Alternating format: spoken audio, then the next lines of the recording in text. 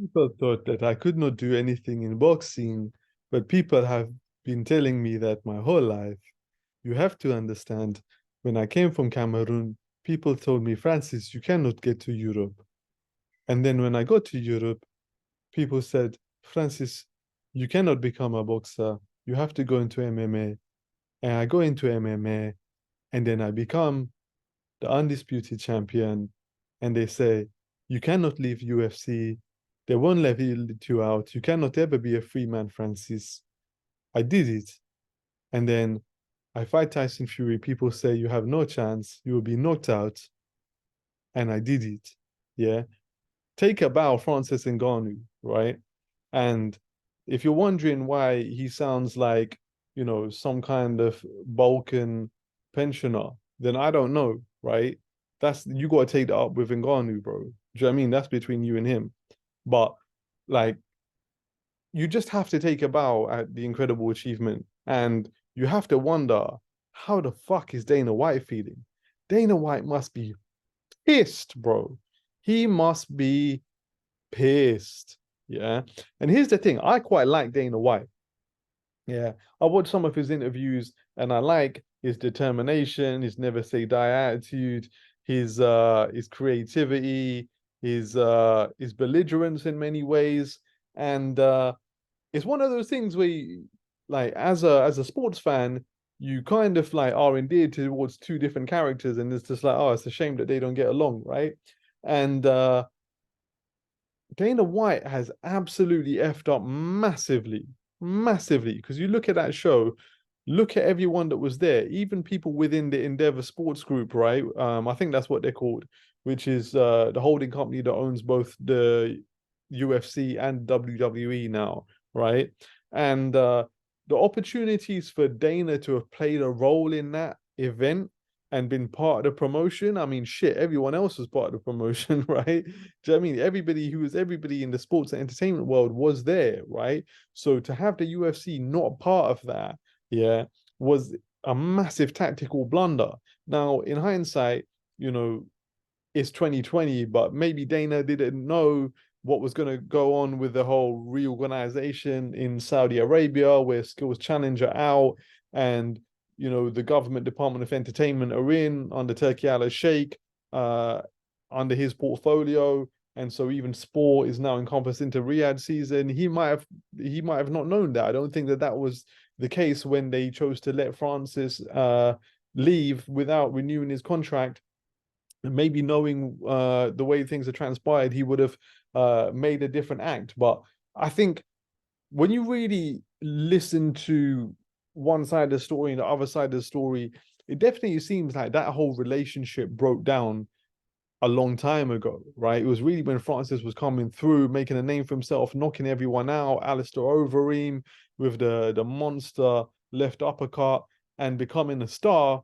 And in the lead up to the first fight against Stipe Miocic, right, where Francis eventually got beat, Francis wanted to go back and train in France.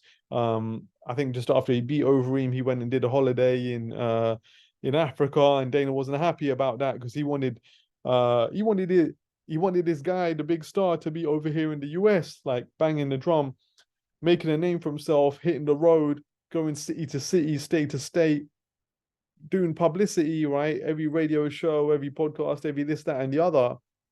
And it seems like Francis was like, my brother, you are not paying me for this. Yeah.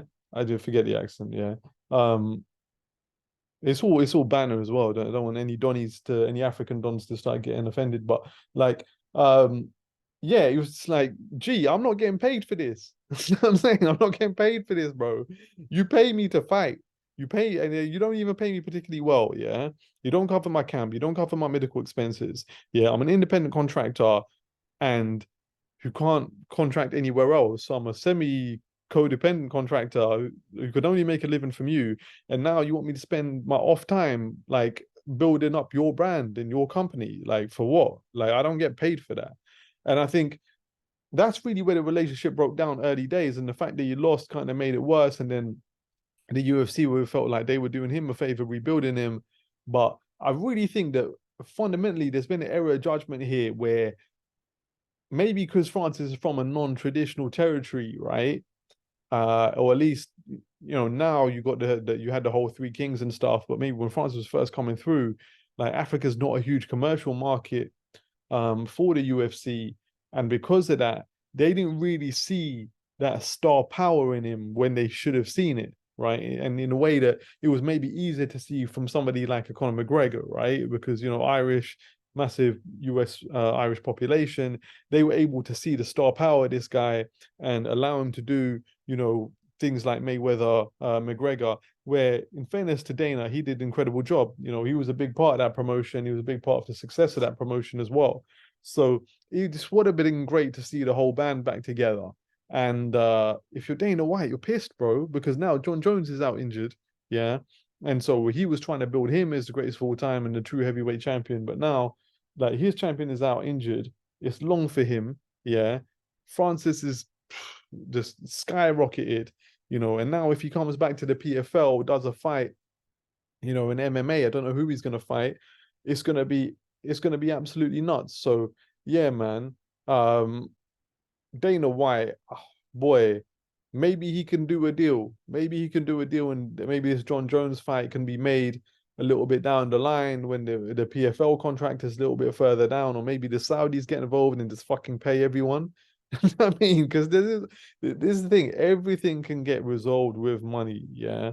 If the Saudis are willing to pay everyone, yeah, they pay the PFL and say, look, shut up, innit? They pay the UFC and say, yo, I beg you, shut up, yeah. And they could make the Jones and Ngannou fight, bro. It's not outside the realms of possibility. So fingers crossed for that. But yeah, if you're Dana, bro, that one's gonna sting, man. That one's gonna sting for a little bit.